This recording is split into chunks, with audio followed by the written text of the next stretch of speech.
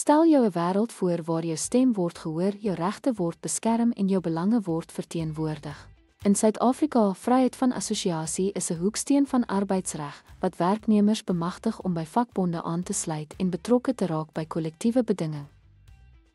Sekere werknemers, soos lede van die Suid-Afrikaanse Nasionale Weermag, die Nasionale Intelligensieagentskap en die Suid-Afrikaanse Geheime Diens, geniet nie volle vryheid van assosiasieregte nie. Hierdie werknemers word verbied om vakbonde te stig of aan te sluit en word nie toegelaat om aan stakingsaksies deel te neem nie.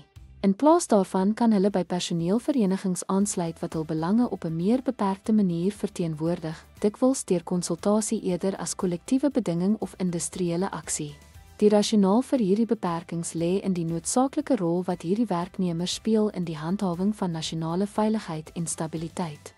Om die ononderbroke werking van verdediging, intelligensie en noodsaaklike dienste te verseker, word beskou as swaarder weeg as die individuele reg om vryheid van assosiasie ten volle in hierdie kontekste uit te oefen.